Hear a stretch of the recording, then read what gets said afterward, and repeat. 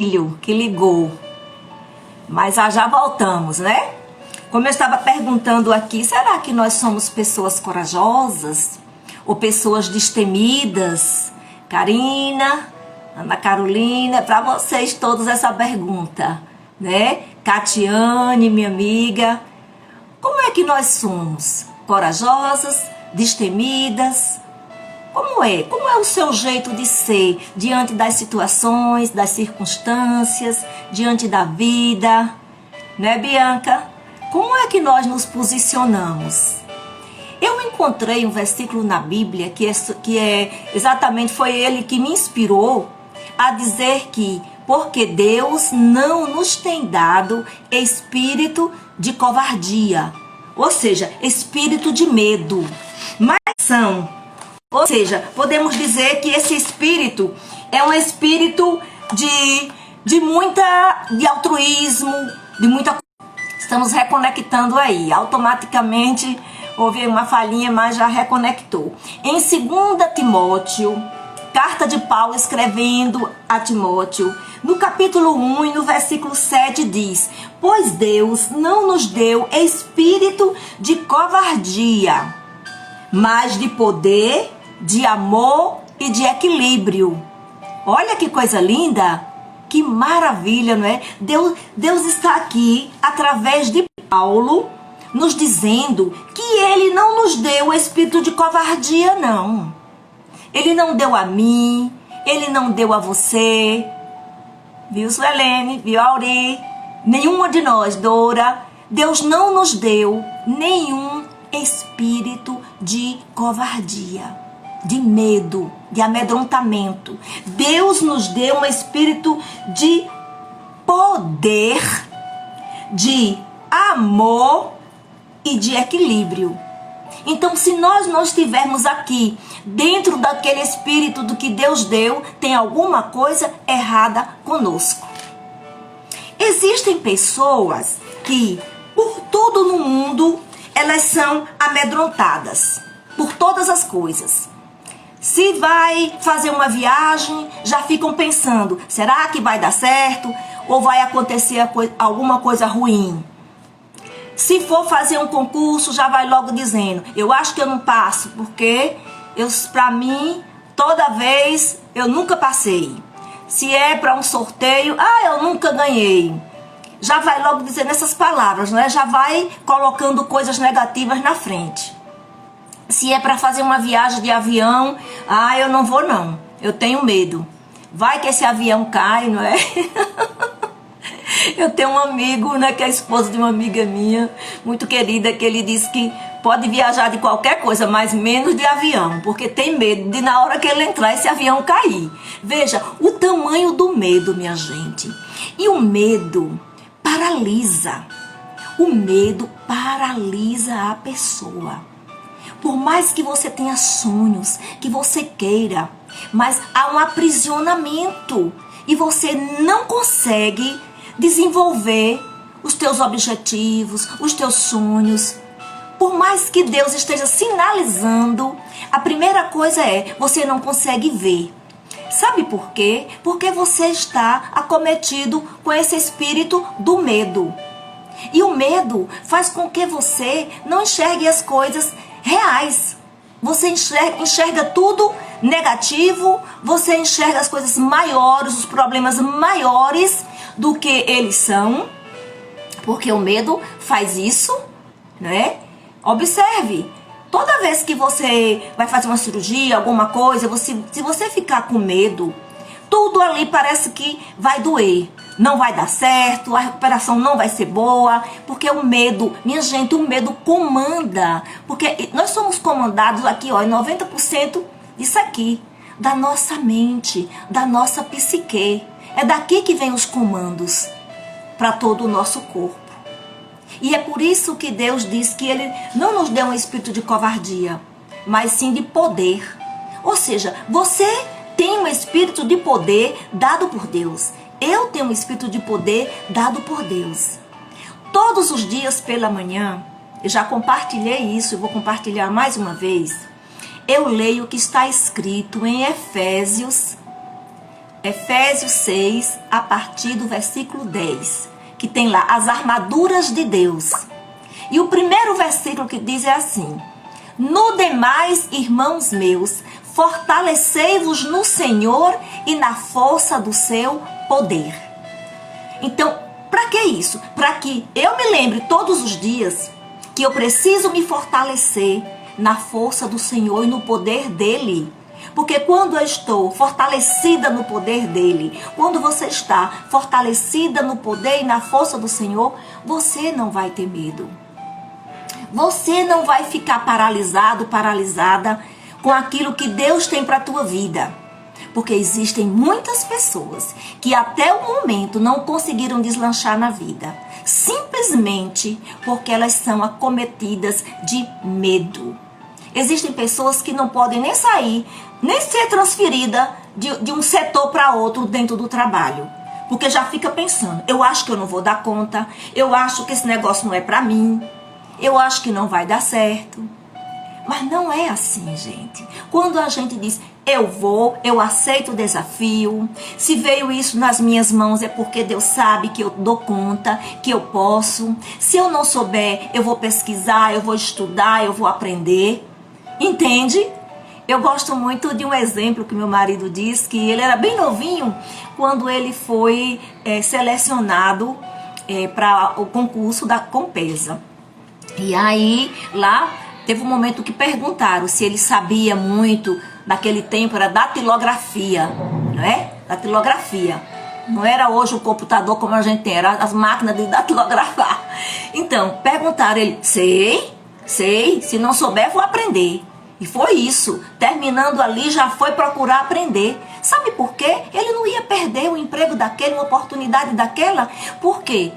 Poderia ser que não se dissesse que sabia e depois não dá conta. Vou aprender. Foi ele disse, é rápido.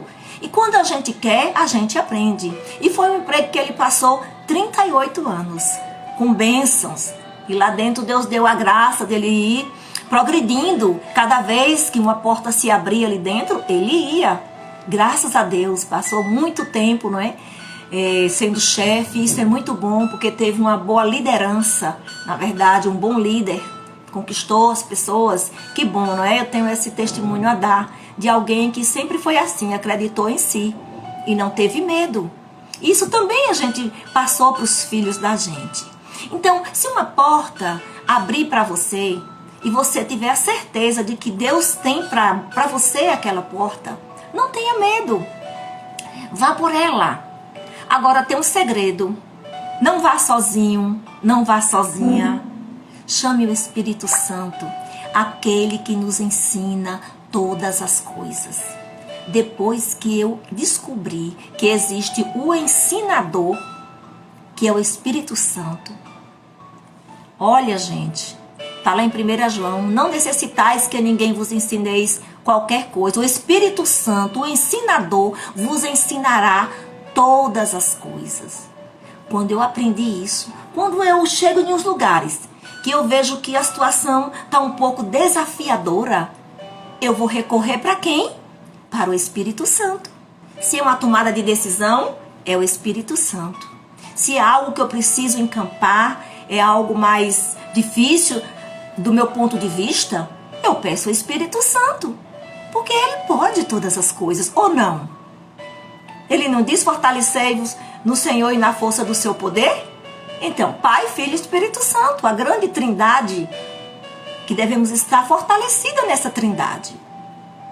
Então, existem pessoas que estão me ouvindo agora, que talvez já perderam a oportunidade de um trabalho, talvez já perderam a oportunidade até de um casamento, de um bom casamento, por receio, por medo, né? Talvez até tantas outras coisas, né, que a gente pode dizer assim, até mesmo na compra de um bem. Será que vai dar certo? Não vai? Outro dia uma amiga me pediu para orar, porque ela estava temerosa, duvidosa numa compra de um apartamento.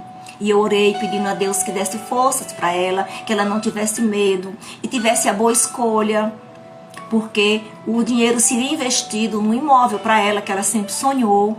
Vocês estão entendendo? E graças a Deus Eu orei, dei uma palavra e ela aceitou. E hoje está bem feliz com o imóvel dela. Mas a princípio ela ficou com medo de comprar. Não sabia se comprava ali ou em outro local. Ela estava em dúvida. Mas assim, a gente pede ao Espírito Santo quando essas coisas chegam pra gente. Porque nós não estamos sozinhos, gente. Nós temos um dono, é Jesus. É Ele que guia as nossas vidas. Existem pessoas, moças, mulheres, que não conseguem lidar com medo. Tem medo de perder o marido, vivem assombradas o tempo inteiro, vasculhando o celular, olhando as mensagens, acometida de um medo e de uma insegurança. E isso é ruim. Do mesmo jeito para os homens. Existem homens que a cabeça não funciona direito, não.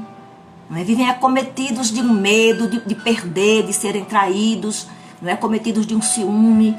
Isso tudo faz parte do mesmo pacote. Outro dia eu estava ouvindo um noticiário, não sei quem ouviu, que um senhor chegou no trabalho da esposa e arrastou ela para fora, bateu, agrediu e disse que teve um sonho que ela tinha traído ele.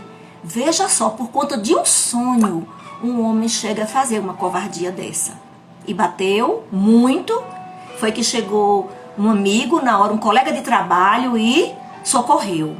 Então tudo isso, esse espírito de medo, da perda, não é? Do medo de ser chamado pelos outros, né? Daquele que foi traído e outras palavras mais pejorativas, não é? Fazem com que essa pessoa haja dessa forma. Mas o Senhor está aqui nos falando que Ele não nos deu espírito de covardia, mas sim de poder, de amor e de moderação.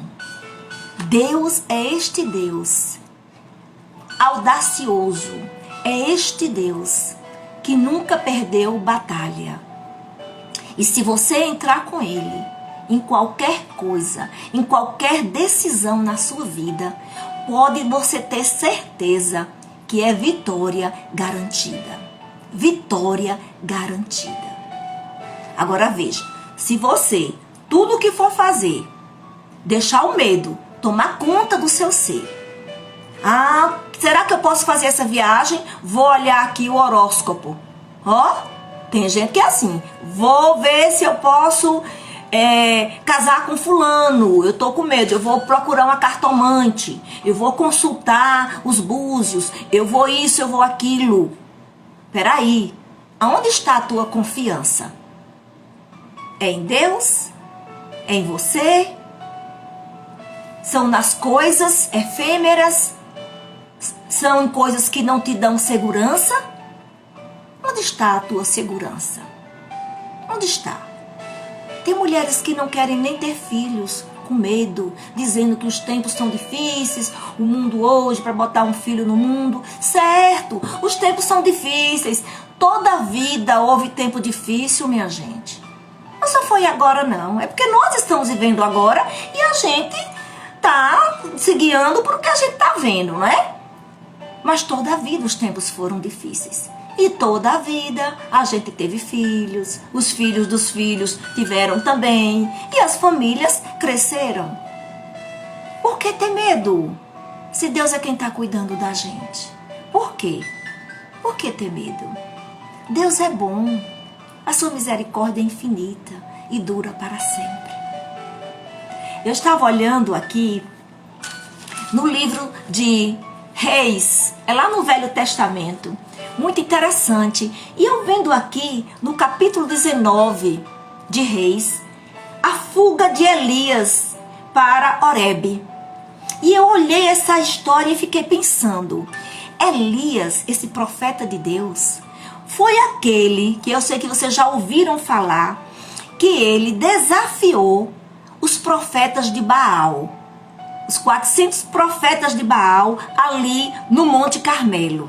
Eu vou fazer um resumo para vocês entenderem direitinho o que é que o medo faz na vida de alguém.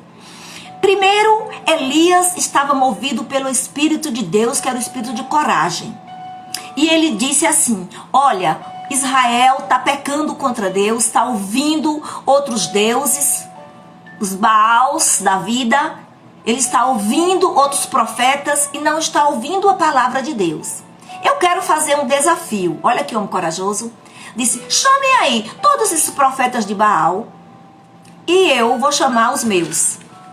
Vocês vão chamar aí por Deus, ou pelo Deus de vocês, e eu vou clamar pelo meu Deus. E vamos fazer como um sacrifício.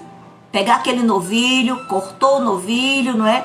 Colocou em cima da madeira, fez como um fogo, assim, uma madeira, mas não botou fogo ainda. Fez umas pedrinhas, colocou lá e disse, vocês clamem a Deus para mandar fogo do céu. Se vier fogo do céu e consumir esse holocausto aqui, é porque o Deus de vocês é o mais forte. E depois eu faço o mesmo. Olha que homem corajoso nesse momento, que desafio. E aí vieram os 450 profetas de Baal e assim fizeram. Colocaram ali as madeiras, colocaram o novilho cortado em cima daquelas pedras e começaram a clamar aqueles deuses que viessem ali e sinalizasse, naquele momento, mandando fogo cair ali e consumir aquele sacrifício. E nada, começaram de manhã e chegou meio-dia e nada que acontecia, nada. E Elias dizia assim, vamos lá, chamem, talvez o Deus de vocês esteja dormindo, quem sabe ocupado, quem sabe fazendo outras coisas. Vamos, clamem. E eles clamaram até que desmaiaram, entraram em êxtase, em transe, né? Eles ficaram e não conseguiram. Nada aconteceu. Aí Elias disse assim, agora vou eu chamar o meu Deus, o Todo-Poderoso. O altar já estava pronto, disse assim, se vocês quiserem pode jogar água por cima, podem colocar, molhem bem o sacrifício, né, o novilho, as madeiras, podem, que escorria as águas, né? A Bíblia diz que a água escorria naquele momento, viu? E você vai ver isso aqui no capítulo 18 de 1 Reis. E quando terminou tudo, ele clamou ao Deus dos deuses, o Senhor dos senhores, que naquele momento se fizesse presente ali, trouxesse fogo do céu e consumisse aquele sacrifício como um ato de aceitação. Que é isso que simbolizava. Quando aquela fumaça subia, era como se fosse Deus recebendo o sacrifício das pessoas. E foi naquele momento que, quando Deus se fez presente, todos aqueles profetas de Baal, que eram outros deuses, ficaram boquiabertos. E aí Elias levou eles todos para um local e matou todos eles, porque havia nesse momento um comando de Deus, entende? Matou 450 profetas. Só que quando, prestem atenção à segunda parte dessa história, quando Jezabel, né, soube, porque Acabe, o rei Acabe foi contar a Jezabel que tinha acontecido isto, aí Jezabel mandou um recado para Elias. Veja, que foi que ela disse, mandou um mensageiro a dizer a Elias, que os deuses me castiguem com todo o rigor, se amanhã, nesta hora, eu não fizer com a sua vida o que você fez com a deles. Jezabel disse, vou mandar matar você também, Elias. Você não vai viver, que os deuses me castiguem, se amanhã, esta hora, você não tiver morto e eu não fizer a mesma coisa. Aí o versículo 3, eu quero dizer para vocês, o que foi que Elias, o que aconteceu com o espírito de Elias nesse momento, do forte e do corajoso, viu? Elias teve medo e fugiu para salvar a vida em Beceba. De Judá ele deixou o seu servo e entrou no deserto, caminhando um dia, e chegou a um pé de giesta, sentou-se debaixo dele e orou pedindo a morte. Aí olha o que ele disse a Deus, já tive o bastante, Senhor, tira a minha vida, não sou melhor do que os meus antepassados. Depois se deitou debaixo da árvore e dormiu. dormiu um pouco, né? A história é longa. Mas o que eu quero dizer para vocês, que esse homem corajoso, que fez tudo em nome de Jesus, em nome do Senhor, nesse momento, por uma mulher, por um recado de uma mulher, correu e foi se esconder numa caverna. Ficou ali, debaixo daquela árvore, e depois se escondeu. Foi que Deus apareceu para ele. Deus apareceu para ele. De repente um anjo tocou nele e disse: levante-se e coma. Elias olhou ao redor e ali junto à sua cabeça havia um pão assado sobre brasas quentes e um jarro de água. Ele comeu, bebeu e deitou-se de novo. O anjo do Senhor voltou, tocou nele e disse: levante-se e coma, pois a sua viagem será muito longa. Este homem estava pensando que já estava livre, que já tinha terminado o ministério dele, já queria era morrer, estava com tanto medo que não queria mais nem viver. Vejam só o que é que o medo faz, não é? A pessoa deseja até a morte. Existem pessoas que, por ver os desafios da vida, preferem morrer.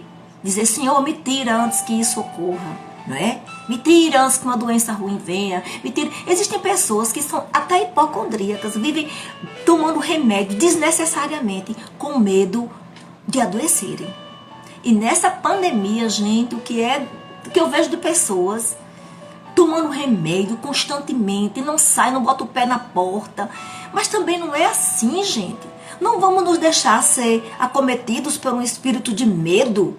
Não. Isso adoece a nossa alma. Isso adoece. E eu disse, quando terminar aqui essa pandemia, eu acho que os consultórios de psicologia e até psiquiatria mesmo vão lotar. Porque existem pessoas que já estão bem paranoicas mesmo, por conta do medo. Não vamos deixar, gente. O medo atrai coisas ruins. Não vamos deixar. Então a gente viu aqui que Elias desejou até morrer. E foi que o anjo de Deus disse a ele: levante-se, a estrada é longa, você ainda tem muita coisa para ser feita. E ele se levantou, comeu e bebeu, fortalecido com aquela comida. Viajou 40 dias e 40 noites, até chegar a Horebe, o monte de Deus. Ali entrou numa caverna e passou a noite. E aí vem muita coisa depois disso. Dizia: a palavra do Senhor veio a ele: o que você está fazendo aqui, Elias? Olha Deus perguntando: o que é que você veio fazer aqui? O que é que você está fazendo aqui? E Deus está perguntando para você nessa tarde: o que é que você está fazendo aí? Tão amedrontada, tão amedrontado? Eu já sinalizei para que você ande, para que você marche, para que você vá adiante. E você ainda está paralisado? O que é que você está fazendo dentro dessa caverna? O que é que você está? Talvez Deus esteja fazendo essa pergunta aqui para muitas pessoas. Pessoas que já deviam estar lá na frente. E por conta do medo, não avançaram. E hoje estão frustrados e frustradas. Mas eu quero dizer que vale mais a pena a gente tentar, mesmo que a gente não saia tão bem sucedido ou sucedida, do que a gente viver o resto da vida frustrado e frustrada por não ter tentado, não ter iniciado algo que era o teu sonho, os teus objetivos. Não deixe que o medo te paralise. Não deixe. Coloque seus sonhos de volta. Coloque diante de você e coloque diante de Deus. Tire-os da gaveta, ainda há tempo. Não deixe o medo dominar a tua vida. E aqui, Elias, o anjo falou com ele. A palavra do Senhor falou: o que você está fazendo aqui, Elias? Ou seja, esse não é o teu lugar. O lugar da covardia, o lugar do medo, o lugar do esconderijo. Não é o teu lugar. E eu digo para você, não é o teu lugar também. Levante-se, soerga, ande. Enfrente as lutas na tua casa, na tua família, no teu trabalho. Encare os problemas de frente. Eles não são tão grandes como você imagina, porque nós temos um Deus que é maior do que qualquer problema. Nós temos um Deus que é muito maior. E Elias respondeu: tenho sido muito zeloso pelo Senhor. Ou seja, tenho feito a tua obra, Senhor. o Deus dos exércitos. Os israelitas rejeitaram a tua aliança. Esse homem que vivia pregando direto para o povo de Israel. E esse povo quebrou a aliança, não quis mais ouvir as palavras de Elias. Quebraram os teus altares e mataram os teus profetas à espada. Sou o único que sobrou e agora também estão me procurando para matar-me. Você imagine, aqui Elias disse, olha, mataram todos os teus profetas, Senhor. Rejeitaram a tua palavra, rejeitaram os teus estatutos. Eu sou o único que estou aqui para contar a história e agora estão querendo me matar. Ou seja, Elias está aqui justificando o seu medo, não é? Justificando. Talvez você diga assim, eu já vi tanta gente morrer disso, tanta gente fazer essas coisas e não ser bem sucedida, eu não vou nessa não. Ou seja, aquilo te paralisa, né? Eu conversei com uma pessoa minha a semana passada, que não está saindo de casa, que está acometida de um medo terrível e diz, não, já vi tanta coisa acontecer, não. E eu noto mesmo que é um aprisionamento na mente dessa pessoa, que me é tão querida. Mas, enfim, a gente não pode, não é, estar no lugar do outro. As pessoas precisam tomar o seu posicionamento. As pessoas precisam viver as suas vidas, viver no lugar onde Deus colocou. Certo? É importante, não é? É importante. Existem mães, não é, que Deus tem mais filhos para elas, não é? No caso aqui, Ana Paula, tá vendo?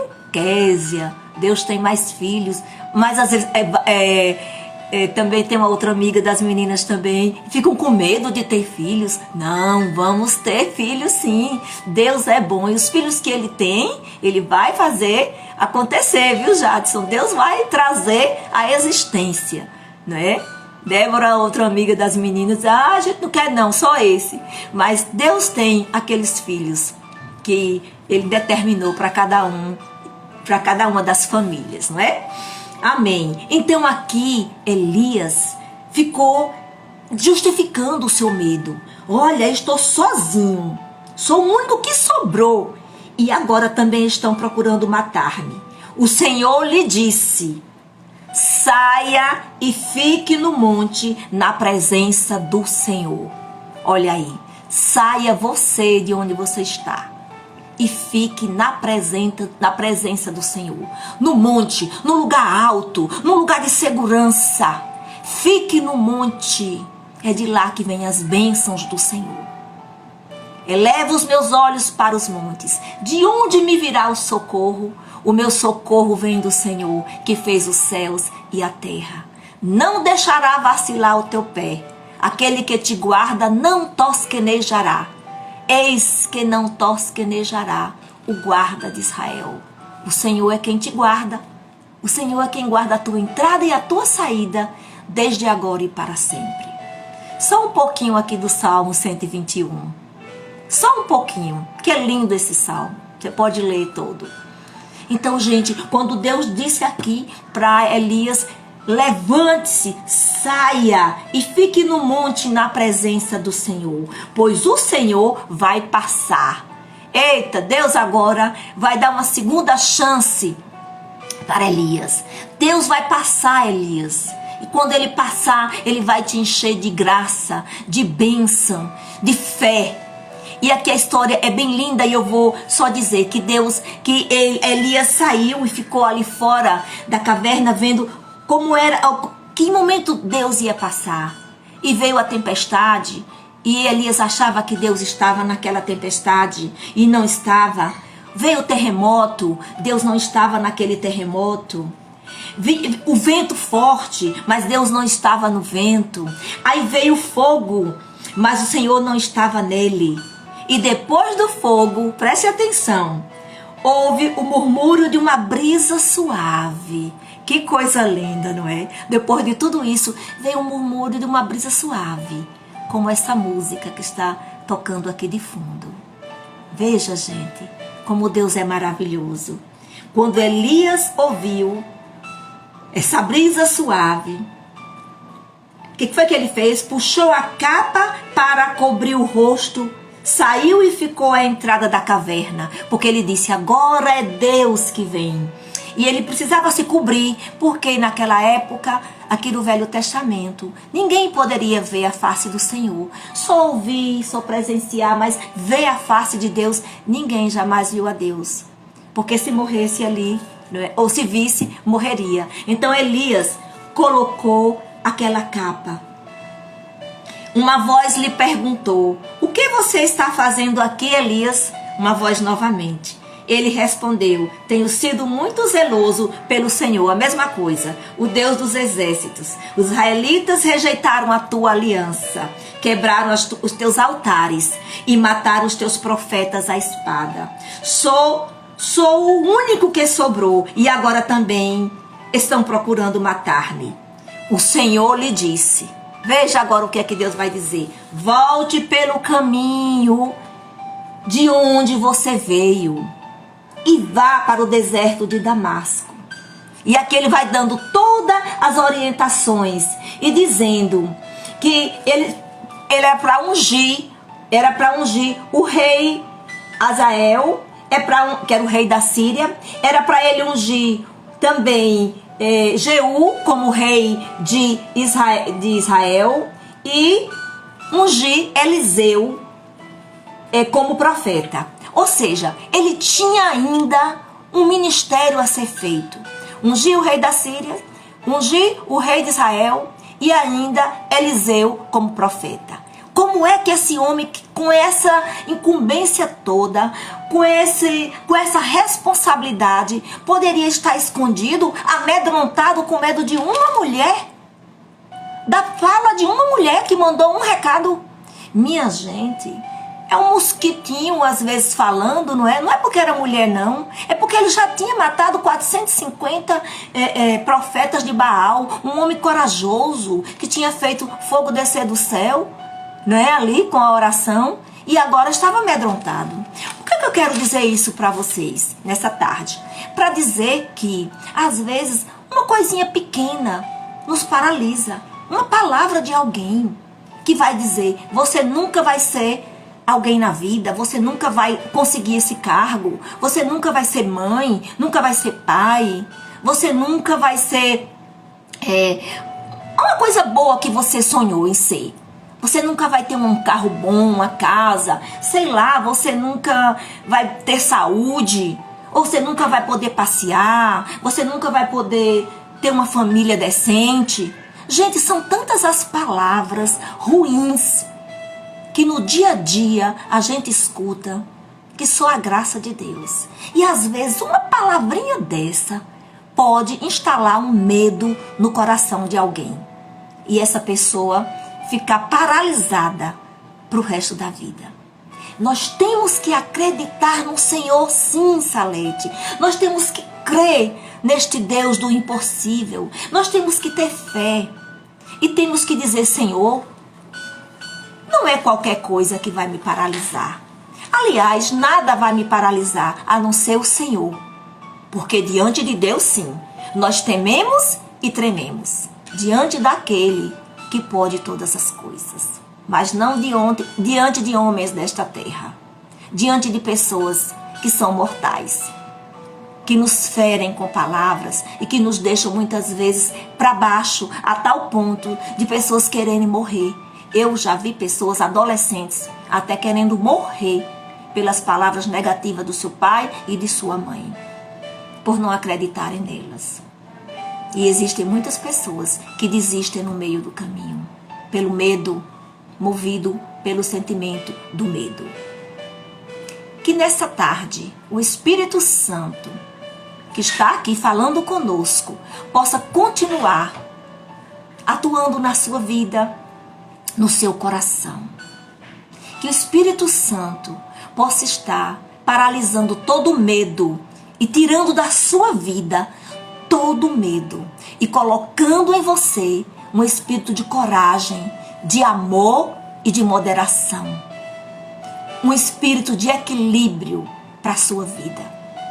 Porque também não é porque eu não tenha medo que eu vou sair por aí fazendo não é barbaridades, atirando para todo lado, fazendo. Não é não. Temos que ter um espírito de temor ao Senhor, mas um espírito de moderação, um espírito de poder e um espírito de perseverança e destemido na presença do Senhor, com responsabilidade. Que Deus nos abençoe. Eu quero orar por você nesta tarde. Eu quero convidar você para orar comigo agora. Você que entrou, meu irmão que está entrando agora, vamos fazer uma oração? Vamos orar para que Deus nos fortaleça na sua graça e no seu poder. Vamos orar. Senhor, nosso Deus, nosso Pai, queremos te agradecer, Pai, por sua palavra nessa tarde. Ela foi tão maravilhosa como sempre, Pai, e veio encher o nosso coração de alegria, Pai.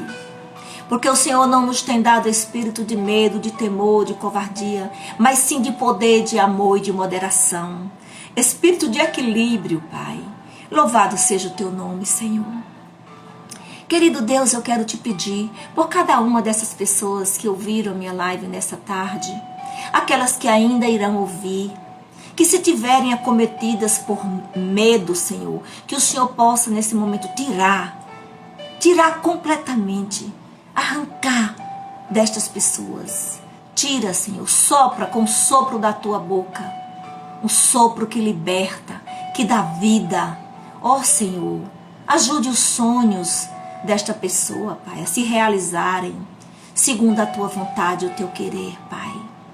Que essas pessoas coloquem diante de ti, Pai, todos os seus sonhos, seus planejamentos, sabendo que o Senhor tem algo de maravilhoso, de específico, porque o Senhor diz: bem sei eu os pensamentos que tenho a vosso respeito, que são pensamentos de bênção, de paz, para vos dar o fim que esperais.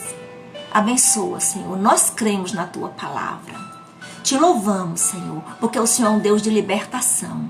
E eu creio que nesta tarde, muitas pessoas serão libertas pelo teu poder.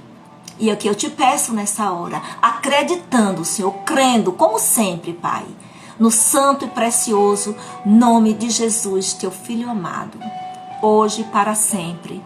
Amém. Amém e amém. Muito obrigada. Deus abençoe a vida de cada um de vocês. Muito obrigada. Meu irmão Eulálio, manda um beijo aí para minha cunhada. Obrigada a todos vocês. Arivanda, Salete, Catiane, Jaderson, todos que estiveram nessa tarde conosco. Sônia, glória a Deus. Obrigada pela escuta de vocês, Jussara, Ana Paula, Salete, já disse, Soelene, Cássia, obrigada. João Sotero, meu colega de mestrado, Deus abençoe. Cícera, Thelma,